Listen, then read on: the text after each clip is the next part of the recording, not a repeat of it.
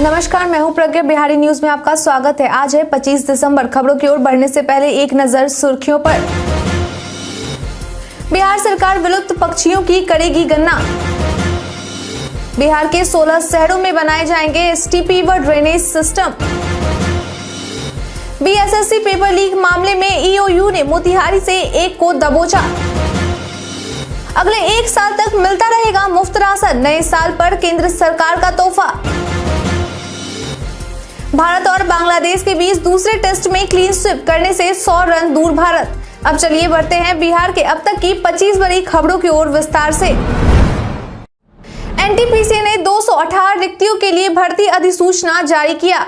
National thermal power corporation limited ने विभिन्न trade में ट्रेड अप्रेंटिस के कुल मिलाकर 218 रिक्त पदों पर भर्ती के लिए रिक्रूटमेंट नोटिफिकेशन जारी किया है। इन पदों के लिए अगर एजुकेशनल क्वालिफिकेशन की बात की जाए तो कैंडिडेट को संबंधित ट्रेड में आईटीआई पास होना चाहिए। इच्छुक और योग्य उम्मीदवार इस वैकेंसी नोटिस के बारे में समस्त जरूरी जानकारी के लिए इस वीडियो के इसी पेज पर नीचे डिस्क्रिप्शन बॉक्स में दिए गए वेब लिंक पर जरूर क्लिक करें। आवेदन करने की अंतिम तारीख 31 दिसंबर 2022 है। विस्तृत जानकारी के लिए आप ऑफिशियल वेबसाइट www.ntpc.co.in पर जाकर चेक कर सकते हैं। आज है क्रिसमस डे। बीते दिन मुख्यमंत्री ने क्रिसमस की दी अग्रिम बधाई। हर साल 25 दिसंबर यानी कि आज के दिन क्रिसमस डे मनाया जाता है। इस दिन को खास बनाने के लिए लोग अपने अपने हिसाब से तैयारियां भी करते हैं। क्रिसमस के साथ कुछ मान्यताएं भी जुड़ी हुई हैं। क्रिसमस के दिन सांता क्लॉज का बच्चे बड़ी बेसब्री से इंतजार करते हैं। दरअसल सांता क्लॉज बच्चों के लिए क्रिसमस के दिन कई सारे गिफ्ट लेकर आता है। वहीं बीते दिन क्रिसमस के अवसर पर राजधानी पटना में एक अनेक मार्ग स्थित मुख्यमंत्री आवास में ईसाई समुदाय के लोगों ने मुख्यमंत्री को क्रिसमस की अग्रिम बधाई दी और साथ ही उनके लिए कामना भी की, जिसके बाद मुख्यमंत्री के द्वारा आगंतुकों को अंग वस्त्र भी भेंट किया गया। बिहारी बर्थडे स्पेशल में आज हम बात करेंगे गंगानाथ झा की। गंगानाथ झा का जन्म मिथिला बिहार के एक गांव में आज ही के दिन 1871 ईस्वी में हुआ था। ये संस्कृत भाषा के प्रकांड पंडित थे। इन्होंने हिंदी, अंग्रेजी और मैथिली भाषा में दार्शनिक विषयों पर उच्च कोटि के मौलिक ग्रंथों की रचना की है। इनके अनेक स्मारकों में इलाहाबाद विश्वविद्यालय का गंगानाथ झा रिसर्च इंस्टीट्यूट प्रमुख है, जिसकी स्थापना 17 नवंबर 1943 को की गई थी। 18 वर्ष की उम्र में ही संस्कृत में एक पद्यात्मक ग्रंथ लिखकर आपने अपनी प्रतिभा का प्रदर्शित कर दिया था। इनका सबसे बड़ा योगदान संस्कृत के महत्वपूर्ण प्राचीन ग्रंथों का अंग्रेजी भाषा में अनुवाद कार्य रहा है।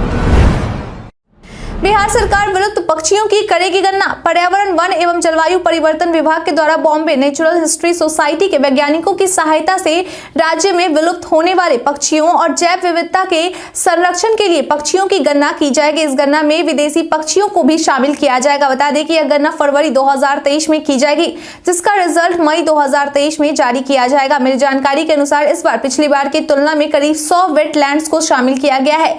इस गणना की रूपरेखा तय की जाए, इसके लिए बिहार की राजधानी पटना में 24 दिसंबर को बैठक आयोजित की गई थी, जिसके बाद कार्य योजना तैयार कर गणना करने वालों को प्रशिक्षण दिया जाएगा। जानकारी के लिए बता दें कि राज्य में पक्षी गणना की शुरुआत 2022 से की गई थी। बीएसएससी पेपर लीक मामले में ईओयू ने मोतिहारी से एक को दबोचा। बिहार स्टाफ सिलेक्शन कमीशन के पेपर लीक मामले में कार्यवाही शुरू हो चुकी है। इस पर आर्थिक अपराध इकाई यानी कि ईओयू के द्वारा मोतिहारी के शांति निकेतन जुबली स्कूल के एक शिक्षक की गिरफ्तारी की गई है। गिरफ्तार हुए शिक्षक का नाम सचिंद्र नाथ ज्योति बताया जा रहा है। मिली जानकारी के अनुसार जांच पड़ताल के दौरान इस शिक्षक से जुड़ी कुछ सुराग ईओयू के हाथों लगी थी, जिसके बाद आर्थिक अपराध इकाई टीम के द्वारा शिक्षक के श्री कृष्ण नगर स्थित आवास पर छापेमारी कर गिरफ्तार कर लिया गया। बिहार के 16 शहरों में बनाए जाएंगे एसटीपी व ड्रेनेज सिस्टम।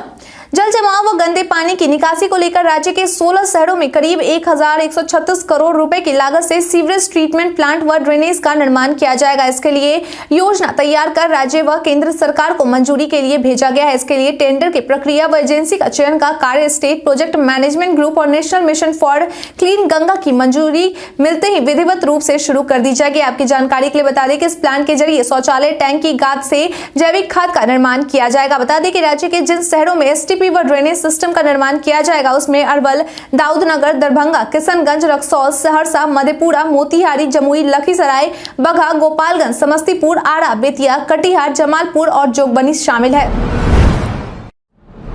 स्कूलों को 31 दिसंबर तक जमा करना होगा मैट्रिक परीक्षा 2023 का बकाया शुल्क। बिहार बोर्ड के द्वारा सभी जिला शिक्षा पदाधिकारी व प्राचार्य को जानकारी देते हुए कहा गया है कि अगर मैट्रिक वार्षिक परीक्षा 2023 का परीक्षा फॉर्म शुल्क या रजिस्ट्रेशन शुल्क बकाया है तो उसे 31 दिसंबर तक अनिवार्य रूप से जमा कर दे। इसके लिए बोर्ड की ओर से वेबसाइट पर एक सूची भी जारी की गई है जिसमें उन सभी स्कूलों के नाम शामिल हैं जिनका शुल्क बकाया है। वहीं वैसे स्कूल जो 31 दिसंबर तक भी अपने सभी बकाया शुल्क जमा नहीं करते हैं उन स्कूलों के छात्र का एडमिट कार्ड जारी नहीं किया जाएगा और इसका जिम्मेदार स्कूल के प्राचार्य को माना जाएगा।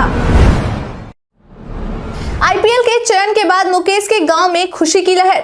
बिहार के गोपालगंज जिले के काकड़कुंड के रहने वाले मुकेश कुमार को आईपीएल के 16वें सीजन की नीलामी में दिल्ली कैपिटल्स के द्वारा कुल 5.50 करोड़ रुपए में खरीदा गया, जिसके बाद मुकेश के गांव और परिजनों में खुशी की लहर दौड़ गई है। उनके घर बधाई देने वालों का तांता लगा हुआ है। वहीं इनके परिवार एक दूसरे को मिठाई खिलाकर बधाई देते नजर आ रहे हैं। यह पहली बार है जब गोपालगंज से किसी खिलाड़ी को आईपीएल में खेलने के लिए बिका गया है। बता दें कि मुकेश कुमार के लिए दिल्ली और पंजाब के बीच लंबी बिल्डिंग वॉर हुई थी, लेकिन अंत में दिल्ली ने मुकेश कुमार को अपने साथ जोड़ने में सफलता पाई। बता दें कि मुकेश कुमार का बेस प्राइस 20 लाख रुपए रखा गया था। बिहार में प्रचंड ठंड का दौर शुरू। मौसम विभाग के मुताबिक इन दिनों पहाड़ी इलाकों पर बर्फीली हवा चलने के साथ बर्फबारी भी हो रही है। उसका असर मैदानी इलाके वालों राज्यों पर देखा जा रहा है। विभाग की माने तो अब आने वाले दिनों में सुबह में रात के तापमान में ज्यादा गिरावट दर्ज की जाएगी। सुबह और शाम ठिठुरन भरी होगी। लोगों को कनकनी का एहसास होगा, कपकपी का आलम होगा। सर्द हवा चलने से सीरन भी बढ़ेगी। मौसम विभाग के अनुमान के अनुसार आने वाले 3 से 4 दिनों में तापमान 3 से 4 डिग्री पर पहुंच सकता है। जानकारी के लिए बता दें कि राज्य के 7 जिलों में न्यूनतम तापमान 10 डिग्री सेल्सियस रह सकता है। नगर निकाय चुनाव के दूसरे चरण के तहत बनाए गए 28 नोडल पदाधिकारी। नगर निकाय चुनाव का पहला चरण समाप्त हो चुका है। वहीं इसके दूसरे चरण में मतदान की प्रक्रिया 28 दिसंबर को होनी है और 30 दिसंबर को मतगणना होगी। इसके लिए जिला प्रशासन की ओर से तैयारियां कर ली गई है। इन्हीं तैयारियों के तहत निगम के 75 वार्डों में बनाए गए मतदान केंद्रों पर मतदान कर्मियों को भेजने के लिए 28 नोडल पदाधिकारियों की प्रतिनियुक्ति की गई है, जो मतदान केंद्र पर भेजे जाने वाले कर्मियों के लिए हेल्प डेस्क की व्यवस्था करेगी। जानकारी के लिए बता दें कि प्रत्येक मतदान केंद्र पर मतदान दल के सदस्यों के बीच आपसी तालमेल बना रहे, इसके लिए मतदान केंद्र पर पोलिंग पार्टी के 6 व्यक्तियों के बैठने की व्यवस्था की जाएगी। मत्स्य विभाग की 9 योजनाओं में इस तारीख से पहले करे आवेदन। पशु एवं मत्स्य संसाधन विभाग की ओर से केंद्र से लेकर राज्य स्तर तक एक साथ 9 योजनाओं में आवेदन करने के लिए पोर्टल खोल दिया गया है, जिसमें 2020 से 21 व 2022 से 23 में स्वीकृत प्रधानमंत्री मत्स्य संपदा योजना व वित्तीय वर्ष 2022 से 23 में राज्य योजना व 7 निश्चय योजना लागू है। इच्छुक आवेदक जो आवेदन करना चाहते हैं वे विभाग की वेबसाइट http:fisheries.bihar.government.in पर लॉगिन कर आवेदन कर सकते हैं। इसमें आवेदन करने की अंतिम तारीख 31 जनवरी 2023 तक विभाग की ओर से निर्धारित की गई है। G20 की बैठक में शामिल होने आए मेहमानों के लिए परोसे जाएंगे बिहारी व्यंजन। 6 और 7 मार्च 2023 को बिहार में होने वाली G20 समूहों की बैठक को लेकर ऐसी संभावना है कि इस बैठक में G20 समूह देशों के करीब 250 प्रतिनिधि बिहार आ सकते हैं। इसे लेकर सरकार के द्वारा तैयारियां शुरू कर दी गई है। बिहार में आने वाले प्रतिनिधियों को पटना स्थित बिहार म्यूजियम के अलावा बोधगया, नालंदा और राजगीर के पुरातात्विक स्थलों की सैर कराई जाएगी और साथ ही उन्हें बिहार के प्रमुख बिहारी व्यंजन भी परोसे जाएंगे ताकि उन्हें बिहार से जुड़ी जानकारी मिल सके और वे बिहार के समृद्ध विरासत के बारे में समझ सके। इस प्रोग्राम के सफल आयोजन को लेकर कला संस्कृति विभाग को नोडल विभाग की जिम्मेदारी दी गई है। बिहार में चिमनी ब्लास्ट में 9 लोगों की मौत पर पीएम मोदी ने किया बड़ा ऐलान। बिहार के मोतिहारी में एक ईंट भट्ठा में हुए विस्फोट से होने वाले 9 लोगों की मौत को लेकर प्रधानमंत्री नरेंद्र मोदी के द्वारा शोक व्यक्त करते हुए मृतक के परिजनों को 2 लाख रुपए मुआवजे के रूप में देने का ऐलान किया गया है। इसके साथ ही वैसे लोग जो घायल हुए हैं उन्हें 50,000 रुपए मुआवजे के रूप में दिए जाएंगे। दरअसल शुक्रवार को मोतिहारी के रामगढ़वा थाना क्षेत्र के चंपारण नरीरगिर चौक के समीप ईंट भट्ठा में आग लग गई थी, जिसके बाद चिमनी ब्लास्ट हो गया और टूट नीचे गिर गई, जिसमें दबने से 9 लोगों की मौत हो गई तो वहीं 15 लोग घायल हो गए। फिलहाल घायलों को रक्सौल के एक निजी नर्सिंग होम में भर्ती कराया गया है। वहीं इस हादसे पर मुख्यमंत्री नीतीश कुमार के द्वारा भी शोक व्यक्त करते हुए 4-4 लाख मुआवजा देने की बात कही गई है। अब लोगों को 1 से 1000 रुपए तक का नॉन जुडिशियल स्टाम्प मिलेगी प्रिंट होकर। 1 से 1000 रुपए तक के स्टाम्प का सबसे ज्यादा बिक्री होने से सरकार के द्वारा यह आदेश जारी किया गया है कि अब रजिस्ट्री ऑफिस के काउंटर पर 1 से 1000 रुपए तक का नॉन जुडिशियल स्टाम्प भी लोगों को फ्रैंकिंग मशीन से प्रिंट होकर दिया जाएगा। इसकी शुरुआत संयुक्त रूप से जिला सहकारिता पदाधिकारी वीरेंद्र शर्मा व जिला सब रजिस्ट्रार राकेश कुमार के द्वारा की गई है। इसकी शुरुआत होने से आम लोगों को काफी फायदा होगा। बता दें कि अभी 1000 से कम का स्टाम्प लेने के लिए रजिस्ट्री ऑफिस के स्टाम्प विक्रेताओं के यहां चक्कर लगाने पड़ते हैं और मनमाना राशि देनी पड़ती है, जिसके बाद ही स्टाम्प मिल पाता है। ऐसे में यह सुविधा लोगों के लिए काफी कारगर साबित हो सकती है। कोरोना जांच के मामले में बिहार टॉप पर। कोरोना को लेकर मुख्यमंत्री नीतीश कुमार के द्वारा दिए गए निर्देश के बाद राज्य में लगातार कोरोना की जांच जारी है। आपकी जानकारी के लिए बता दें कि देश में एक दिन में 1.5 लाख सैंपलों की जांच की जा रही है, जिसमें बिहार में ही सर्वाधिक 50,000 से अधिक सैंपल शामिल है, यानी कि कोरोना जांच में बिहार टॉप पर है। आपकी जानकारी के लिए बता दें कि राज्य के सभी अस्पतालों और सेवाओं का मॉक ड्रिल 27 दिसंबर को होना है। इस मॉक ड्रिल में अस्पतालों में उपलब्ध आईसीयू प्लांट, आईसीयू बेड सहित चिकित्सक, पैरामेडिक स्टाफ को भी शामिल किया जाएगा।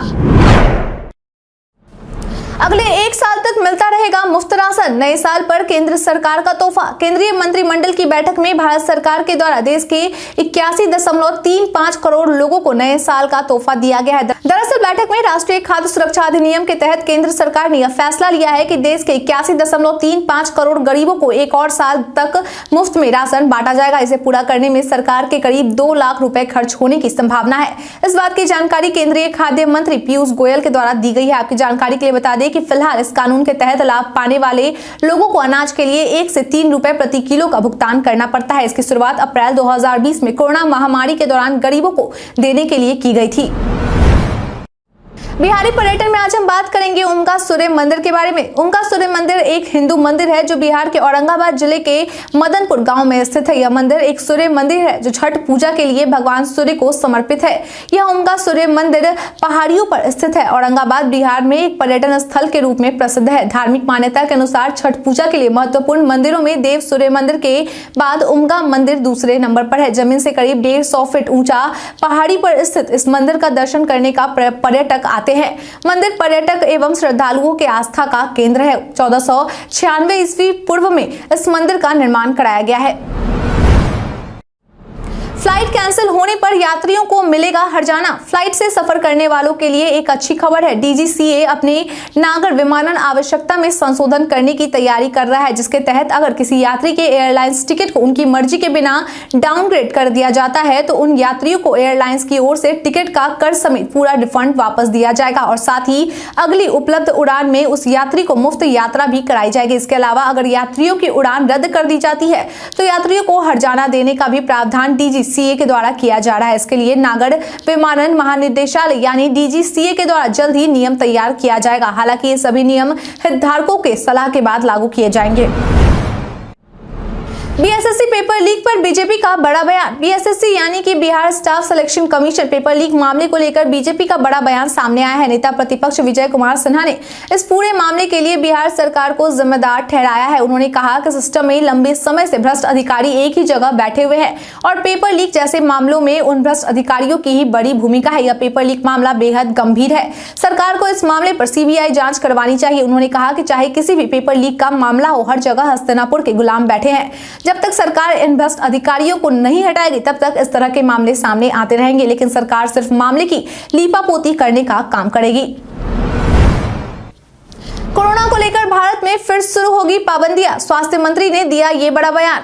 दुनिया के कई देशों में बढ़ते कोरोना मामलों को देखते हुए भारत में भी चिंता बढ़ गई है। केंद्रीय स्वास्थ्य मंत्री मनसुख मंडाविया ने बड़ा बयान दे दिया है। उन्होंने कहा है कि इसके लिए हमने सतर्कता बरतना शुरू कर दिया है। विमानन मंत्रालय से बात करके चीन, जापान, दक्षिण कोरिया, हांगकांग और थाईलैंड से आने वाले लोगों का कोविड टेस्ट अनिवार्य करवा दिया जाएगा और साथ ही थर्मल स्क्रीनिंग भी करवाई जाएगी। इसके साथ ही वैसे लोग जिन्हें भारत में आने के बाद बुखार होता है या कोविड टेस्ट पॉजिटिव पाए जाते हैं तो उनके क्वारंटीन करने के लिए भी हम आदेश जारी करेंगे।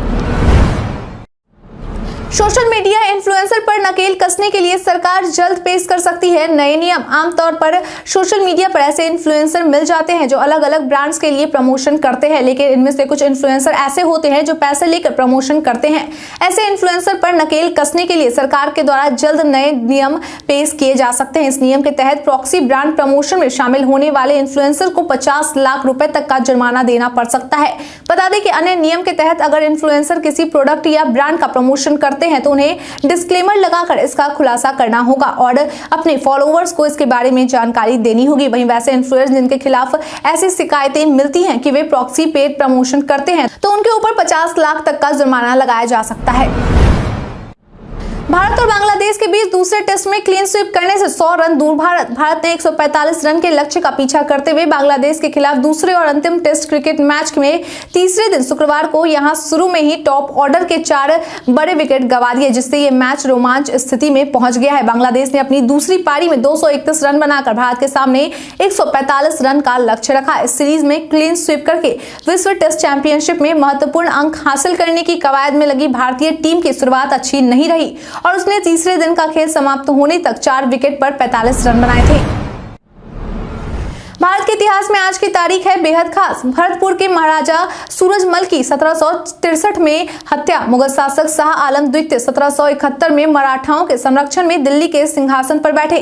स्वामी विवेकानंद ने 1892 में कन्याकुमारी में समुद्र के मध्य स्थित चट्टान पर 3 दिन तक साधना की। पहला अखिल भारतीय कम्युनिस्ट कॉन्फ्रेंस 1924 में कानपुर में संपन्न हुआ। भारत के द्वारा अंतरिक्ष में भेजे गए चंद्रयान 1 के 11 में से एक पेलोडर्स ने 2008 में चंद्रमा की नई तस्वीर भेजी। महान स्वतंत्रता सेनानी, राजनीतिज्ञ, शिक्षाविद और एक बड़े समाज सुधारक मदन मोहन मालवीय का जन्म 1861 में हुआ। संस्कृत भाषा के प्रकांड पंडित गंगानाथ झा का जन्म 1872 में हुआ। भारत के 10वें प्रधानमंत्री अटल बिहारी वाजपेयी का जन्म 1924 में हुआ। भारत के अंतिम गवर्नर जनरल चक्रवर्ती राजगोपालाचारी का निधन 1972 में हुआ। आज ही के दिन पूरी दुनिया में क्रिसमस डे मनाया जाता है। वायरल खबर में आज हम बात करेंगे वाहन दुर्घटना के बारे में। सोशल मीडिया पर कई सूचनाएं वायरल होती है, लेकिन सभी सच हो ये जरूरी नहीं है। इसी कड़ी में आज हम बात करेंगे वाहन दुर्घटना के बारे में। दरअसल पीआईबी ने अपने एक ट्वीट में लिखा है कि दावा किया जा रहा है कि अगर वाहन के पास वैध प्रदूषण नियंत्रण बोर्ड का प्रमाण पत्र नहीं है तो दुर्घटना नहीं मानी जाएगी। पीआईबी ने अपने ट्वीट में आगे लिखा है कि यह दावा फर्जी है। मोटर बीमा पॉलिसी के तहत दुर्घटना बीमा का दावा करने के लिए वैध पीयूसी प्रमाण पत्र रखना अनिवार्य नहीं है। ट्विटर ने रोल आउट किया व्यू काउंट फीचर। हाल ही में ट्विटर ने अपने यूजर्स के लिए view count feature roll out किया है। इससे आपको पता चलता है कि आपके ट्वीट को कितने लोग देख रहे हैं। एलन मस्क ने एक ट्वीट के जरिए फीचर के रोल आउट की पुष्टि की। एलन मस्क के ट्वीट के अनुसार ट्वीट्स के व्यू अकाउंट से यूजर यह देख सकेंगे कि एक ट्वीट को कितनी बार देखा गया है। वीडियो के लिए यह नया फीचर सामान्य है। ट्वीट्स को जो लोग देखेंगे उनकी संख्या सभी को दिखाई देगी। यह सुविधा वर्तमान में iOS और एंड्रॉइड ऐप्स पर उपलब्ध है। इसके अलावा यह वेब वर्जन पर भी उपलब्ध है। बता दें कि फिलहाल व्यू काउंट केवल नए ट्वीट्स पर दिखाई देंगे, पुराने नहीं। बीते दिन हमारे द्वारा पूछे गए सवाल का आप लोगों में से बहुत लोगों ने अपना जवाब हमें हमारे कमेंट सेक्शन बॉक्स में लिख कर दिया था। जिन्होंने हमारे द्वारा पूछे गए सवाल का जवाब दिया है उनके नाम है कुश कुमार यादव, मोहम्मद सकीर हुसैन, मृत्युंजय कुमार, राज सुभाष, अंशु कुमार, विजेंद्र सिंह, रंजीत मिश्रा, पंकज कुमार दास, धर्मवीर कुमार, वीरेंद्र सिंह, प्रहलाद कुमार, धीरज कुमार, वंदिता दुबे, राजकिशोर सिंह। इसके साथ ही बढ़ते हैं आज के सवाल की ओर। आज का सवाल है, आपके पसंदीदा अभिनेता कौन है? आप अपना जवाब हमें हमारे कमेंट सेक्शन में लिखकर जरूर बताएं। आज के लिए इतना ही। बिहार के तमाम खबरों के साथ बने रहने के लिए देखते रहे बिहारी न्यूज। और साथ ही अगर आप YouTube से देख रहे हैं तो चैनल को सब्सक्राइब करना और अगर आप Facebook से देख रहे हैं तो पेज को लाइक करना ना भूलें। धन्यवाद।